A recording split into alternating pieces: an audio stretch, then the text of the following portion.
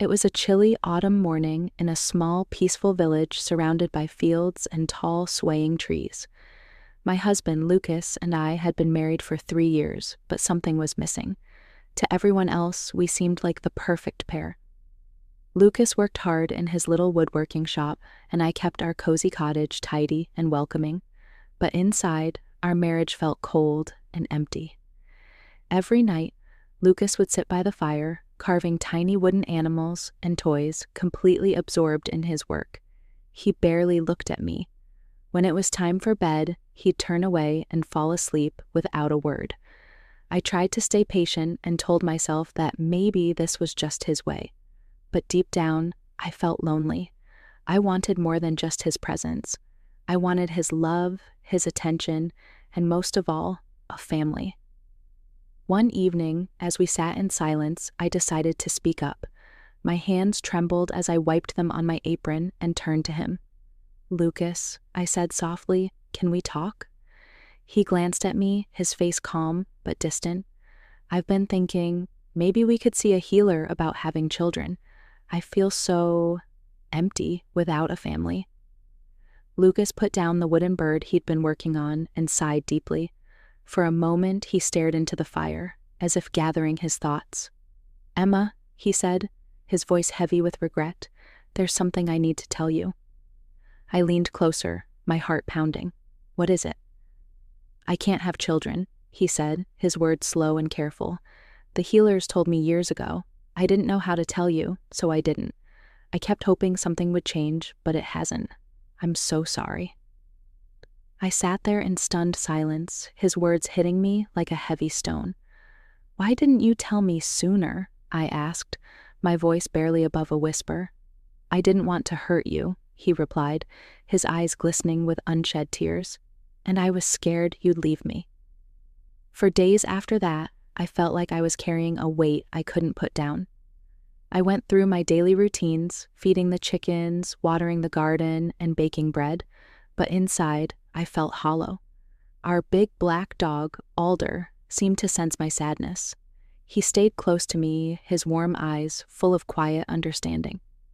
Every afternoon, I took him for a walk by the river. Those walks became my escape, a time when I could cry without anyone seeing.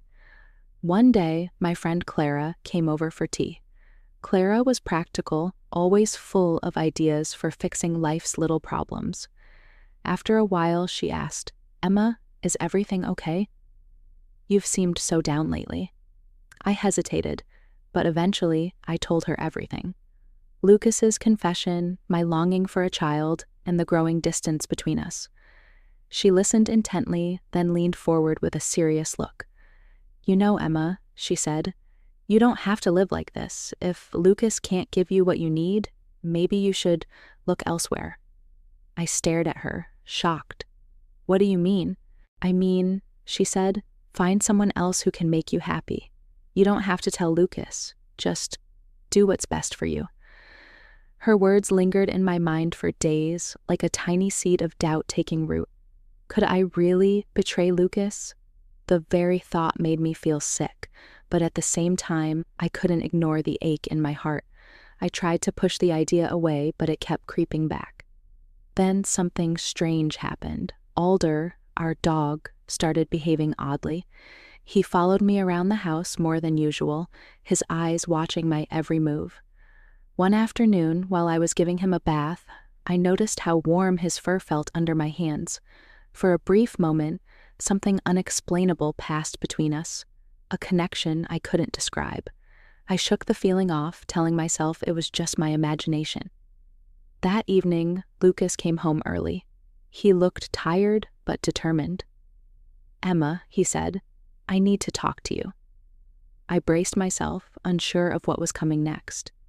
"Clara stopped by the shop today," he began. "She told me how hard things have been for you. I had no idea you were feeling this way." He took my hands in his eyes filled with regret. "I've been a terrible husband. I've let my pride and fear keep me from being the partner you deserve. I want to make things right." His words should have brought relief, but instead, I felt a pang of guilt. I thought of Alder, of Clara's suggestion, and the thoughts I'd been struggling with, but I couldn't tell Lucas any of that. Instead, I nodded and said, "I want that too."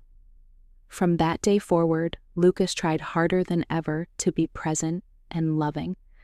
He left his workshop earlier, spent more time with me, and slowly the walls between us began to crumble. We started walking by the river together, talking about our dreams and fears. For the first time in years, I felt hope.